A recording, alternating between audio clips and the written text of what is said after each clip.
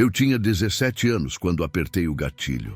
A lembrança é tão nítida que ainda posso sentir o peso do rifle nas mãos, o cheiro de pólvora no ar seco, o gosto de bile subindo pela garganta. Ele não correu, não gritou, apenas olhou para mim com aqueles olhos fundos e calmos, como se já soubesse que aquele momento ia chegar, e caiu de joelhos devagar. O sangue escorreu pela camisa surrada que eu reconheci imediatamente, porque era a mesma que minha mãe tinha dado a ele 3 anos antes, quando ele salvou a vida dela. Eu fiquei parado, o rifle ainda fumegando, enquanto os outros homens ao meu redor comemoravam.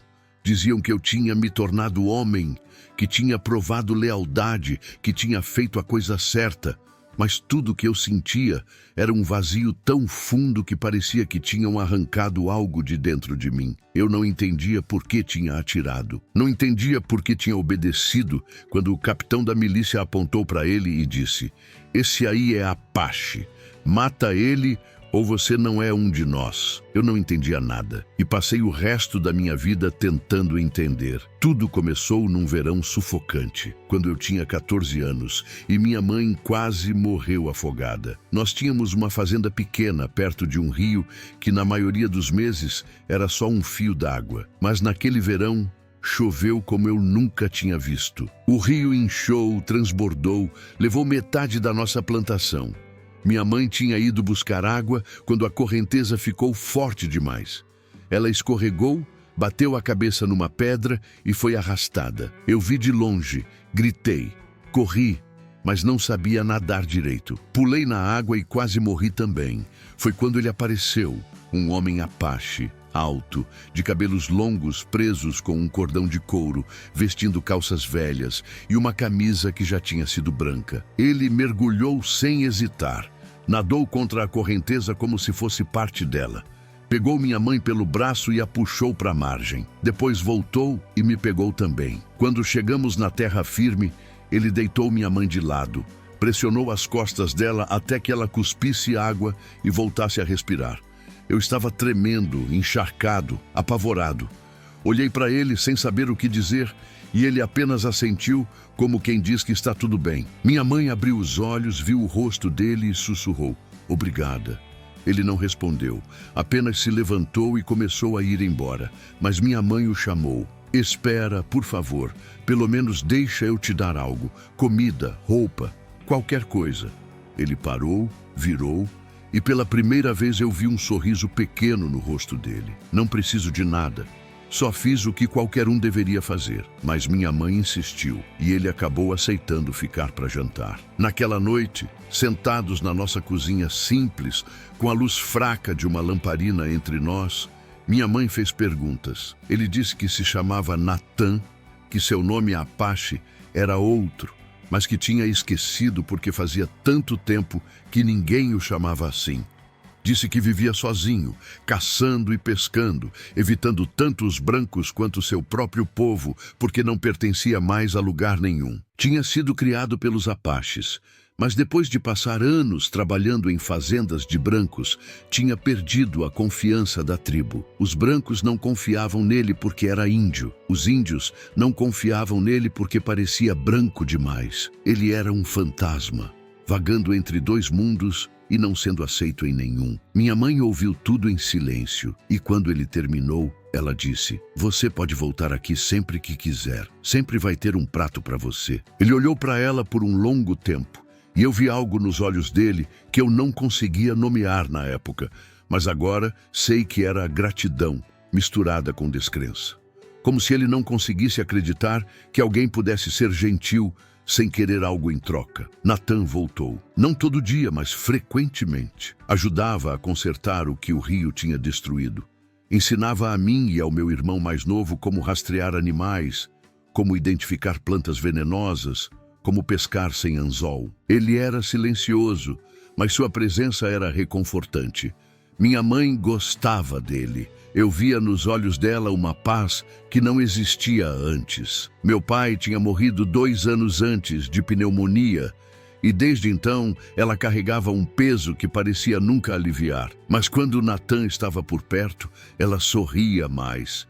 Ria das histórias dele, mesmo as tristes. E ele, por sua vez, parecia menos fantasma e mais humano. Mas o mundo não deixa a gente em paz. Nunca deixa. As tensões entre colonos e apaches estavam crescendo. Ataques de ambos os lados, vinganças que geravam mais vinganças. E no meio disso, homens como Natan, que não eram uma coisa nem outra, viravam alvos fáceis. A milícia local foi formada. Um grupo de fazendeiros e comerciantes que se armaram para proteger a região. Meu tio fazia parte. Ele me arrastou para uma reunião e disse que era hora de eu aprender a ser homem. Eu não queria ir, mas ele insistiu. Disse que eu era velho demais para ficar escondido atrás das saias da minha mãe, que eu precisava entender que havia um lado a escolher e que esse lado era o dos brancos, dos civilizados, dos que construíam o futuro. Na reunião, o capitão da milícia, um homem de barba cerrada e olhos frios, falou sobre limpeza, sobre segurança, sobre necessidade. Disse que os apaches eram uma praga que precisava ser exterminada, que não havia meio termo. Ou você estava com eles ou contra eles. E quem estava contra deveria ser tratado como inimigo também. Eu ouvi tudo em silêncio, sentindo o estômago revirar. Foi 3 semanas depois que eles encontraram Natan. Ele estava pescando perto do rio sozinho, desarmado. A milícia o cercou. Eu estava lá, não porque queria, mas porque meu tio tinha me obrigado. Disse que eu precisava ver como as coisas eram feitas. O capitão desceu do cavalo, cuspiu no chão e disse: "Você é Apache, e Apache não é bem-vindo aqui." Natan não se moveu, apenas olhou para ele calmo e disse: "Eu não fiz nada, só estou pescando." O capitão riu. "Existir já é fazer algo. Sua raça é o problema." Foi quando ele se virou para mim, apontou para o rifle na minha mão e disse: "Você, garoto, mata ele." Gelei. Olhei para o capitão, depois para o Natan. Ele me reconheceu, vi nos olhos dele e vi também que ele não ia implorar. Não ia correr, apenas esperava. Meu tio gritou atrás de mim: "Vai, prova que você é um de nós." E eu: "Deus me perdoe", apertei o gatilho. Não porque odiava Natan, não porque acreditava no que o capitão dizia, mas porque eu tinha medo. Medo de ser rejeitado, medo de ser visto como traidor, medo de virar o próximo alvo. Eu matei um homem bom porque fui covarde demais para fazer a coisa certa. E aquele tiro ecoou pelo resto da minha vida. Minha mãe nunca me perdoou. Quando voltei para casa e contei o que tinha acontecido, ela não gritou, não chorou. Apenas me olhou com uma expressão que eu nunca vou esquecer. Decepção pura. "Ele salvou minha vida", ela disse, a voz baixa e quebrada, "e você tirou a dele." Eu tentei explicar, tentei dizer que não tive escolha, mas ela balançou a cabeça. "A gente sempre tem escolha. Você escolheu errado." Ela nunca mais falou comigo do mesmo jeito.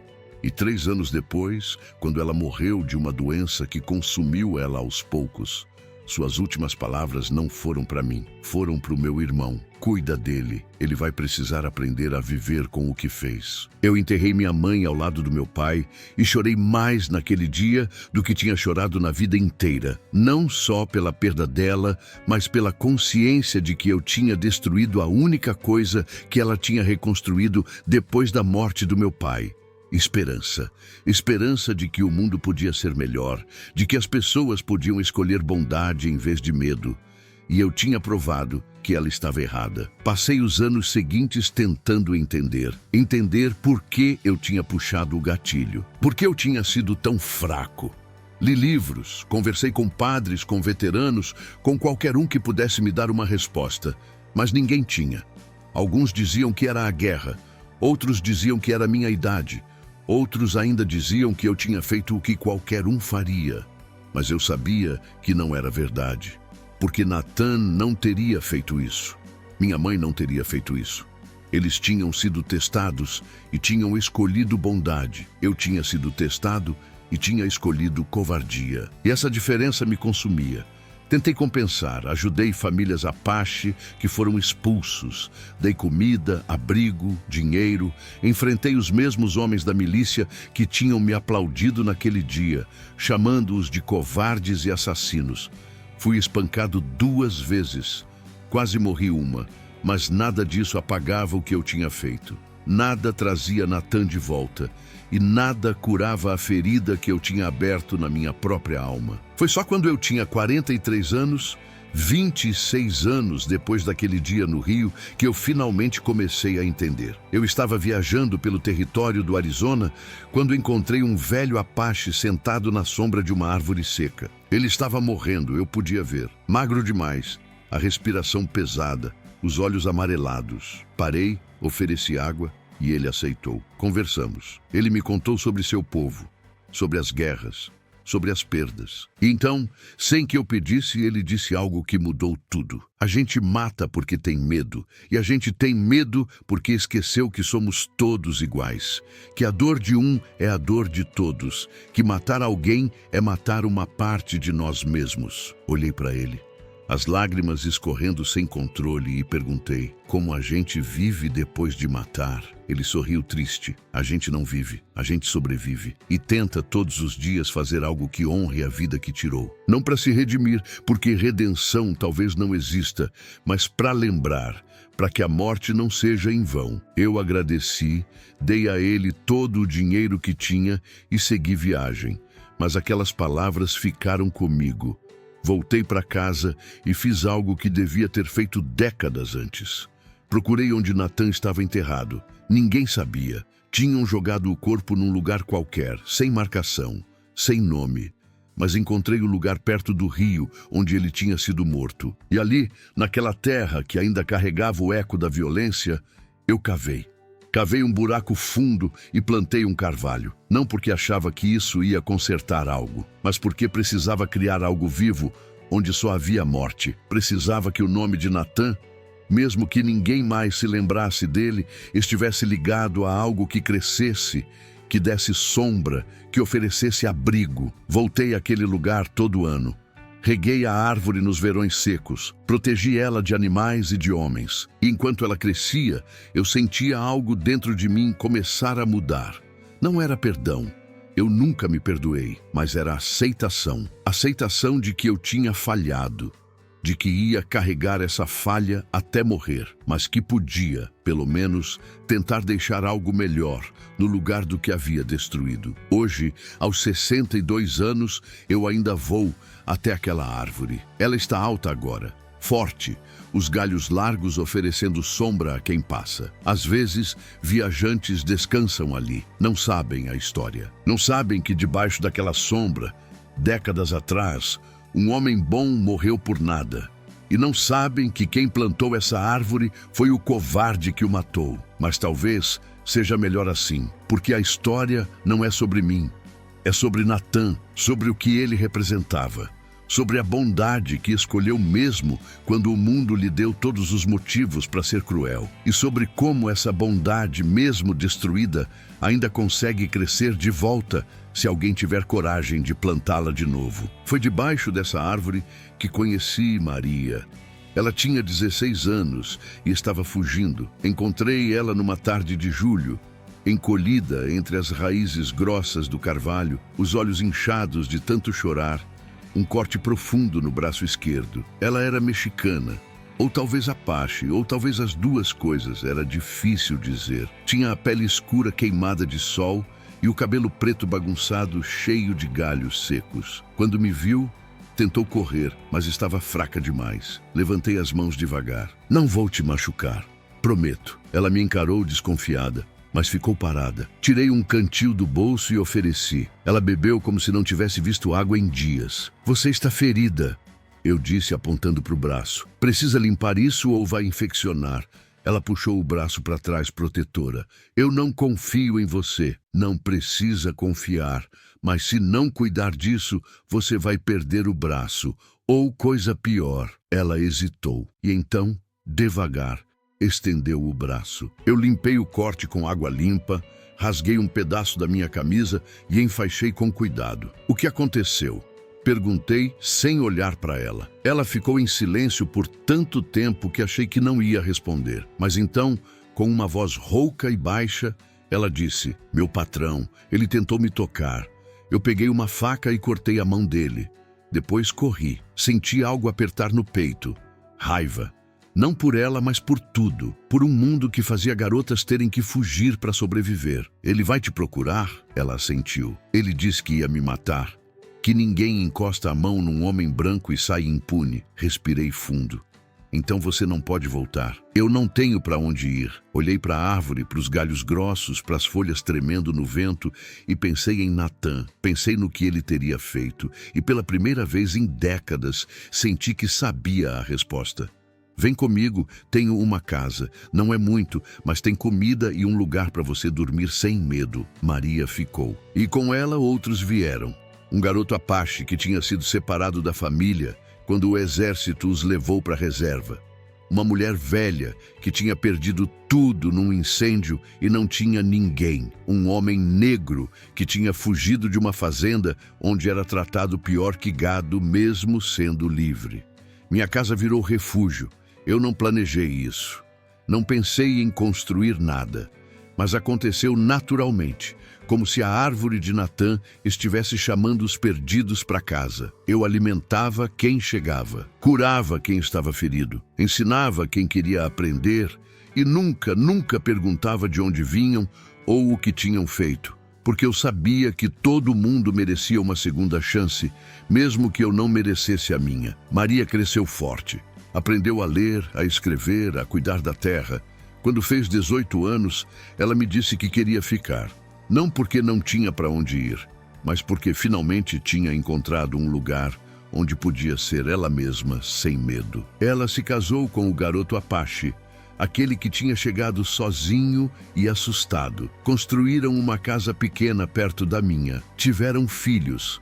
E os filhos dela cresceram brincando sob a sombra do carvalho, sem saber que aquela árvore tinha nascido de sangue e remorso. Meu irmão veio me visitar quando eu tinha 57 anos. Ele tinha se tornado pastor. Viajava pelo território pregando sobre perdão e salvação. Sentamos na varanda e ele olhou para tudo que eu tinha construído. As casas, as pessoas, o jardim, a árvore. Você fez algo bom aqui, ele disse. Eu balancei a cabeça. Não é bom, é insuficiente. Ele franziu a testa. Insuficiente para quê? Para compensar o que fiz. Para trazer Natan de volta, para desfazer o dia em que eu puxei aquele gatilho. Ele ficou em silêncio por um longo tempo. Depois disse: você já se perguntou por que Natan não fugiu naquele dia? Ele poderia ter corrido, mas não correu. Apenas ficou lá esperando. Eu não tinha pensado nisso. Meu irmão continuou. Talvez ele soubesse que ia morrer de qualquer jeito. Talvez ele tenha escolhido morrer com dignidade em vez de morrer como um animal perseguido. E talvez, só talvez, ele tenha esperado que você não puxasse o gatilho, que você escolhesse diferente, que você provasse que o mundo podia ser melhor. Senti as lágrimas queimarem, mas eu não escolhi diferente. Não, você não escolheu, mas você passou o resto da vida escolhendo de novo, e isso também conta. Eu queria acreditar nele, queria acreditar que tudo que eu tinha feito significava algo, mas a verdade era mais dura. Eu sabia que nada do que eu fizesse traria Natan de volta, nada apagaria o som do tiro, nada lavaria o sangue das minhas mãos. Mas talvez, apenas talvez, eu pudesse garantir que nenhuma outra Maria tivesse que fugir sozinha, que nenhum outro garoto perdido tivesse que morrer sem ninguém para lembrar seu nome. Foi numa noite de inverno, quando eu já estava velho demais para trabalhar direito, que o patrão de Maria finalmente apareceu. Ele tinha esperado anos, mas não tinha esquecido. Chegou com 3 homens armados, bateu na porta e gritou: eu sei que ela tá aí. A mexicana que me cortou, entrega ela ou a gente queima tudo. Eu saí devagar, as mãos vazias, o corpo doendo de cansaço e idade. Ela não tá mais aqui. Ele cuspiu no chão. Mentiroso. Eu sei que ela tá, e ela vai pagar pelo que fez. Maria apareceu atrás de mim, os filhos escondidos dentro de casa, o marido ao lado dela. Eu tô aqui, ela disse a voz firme. Mas eu não vou com você, nunca mais. O patrão riu, um som feio e cruel. Você acha que tem escolha? Você é minha propriedade. Sempre foi. Foi quando todas as portas das casas ao redor se abriram, uma por uma. E de cada uma saiu alguém. O garoto Apache, agora homem, com um machado na mão, a mulher velha com uma espingarda enferrujada, o homem negro com uma foice, outros que tinham chegado ao longo dos anos, todos armados, todos em silêncio, todos formando uma linha entre o patrão e Maria. Eu dei um passo à frente. Ela não é propriedade de ninguém, e se você quiser levar ela, vai ter que passar por todos nós. O patrão olhou para mim, depois para os outros, e algo mudou no rosto dele. Medo. Pela primeira vez, ele tinha medo, porque viu que não estava enfrentando uma pessoa, mas uma comunidade. E comunidades não se quebram tão fácil quanto indivíduos. Ele puxou as rédeas, virou o cavalo e foi embora, gritando ameaças vazias que o vento levou. Mas eu sabia que ele não voltaria, porque homens como ele só têm poder quando a gente está sozinho. E nós não estávamos mais sozinhos. Naquela noite, sentamos ao redor da fogueira todos juntos. E pela primeira vez em décadas, eu senti algo parecido com paz. Não era perdão, não era redenção, mas era aceitação. Aceitação de que o mundo tinha me dado uma chance de escolher bondade e eu tinha escolhido covardia. Mas que depois disso, eu tinha escolhido de novo, e de novo, e de novo. Todos os dias, em cada pessoa que acolhi, em cada refeição que dividi, em cada vez que fiquei entre o opressor e o oprimido. Natan não estava mais aqui para ver, mas sua árvore estava, forte, alta, cheia de vida. E debaixo dela, uma comunidade que ele nunca conheceu, mas que existia por causa dele. Porque se ele não tivesse salvado minha mãe, eu não estaria aqui. E se eu não estivesse aqui, nenhuma dessas pessoas teria um lugar para chamar de lar. Eu tenho 62 anos agora. Meu corpo está cansado, as mãos tremem, a visão já não é a mesma. Sei que não tenho muito tempo, mas quando olho ao redor, vejo algo que nunca imaginei ver. Esperança. Esperança de que talvez, só talvez, bondade possa crescer mesmo em terra manchada de sangue. De que talvez erros possam ser transformados em algo que ajuda outros. De que talvez o pior dia da minha vida possa ser o ponto de partida para algo melhor. Eu matei o homem Apache que salvou minha mãe e passei a vida tentando entender por quê. A resposta, descobri, não estava em justificar, estava em aceitar que fui fraco, que escolhi errado. E que a única forma de viver com isso era garantir que o erro não fosse a última palavra. Natan morreu, mas a árvore vive. E enquanto ela viver, uma parte dele também vive. E talvez, só talvez, isso seja suficiente. Não para me salvar, mas para honrar quem eu falhei em proteger. No final, não somos definidos pelos momentos em que fomos fortes. Somos definidos pelo que fazemos depois de falhar. E essa, aprendi tarde demais, é a única redenção que alguém como eu pode esperar.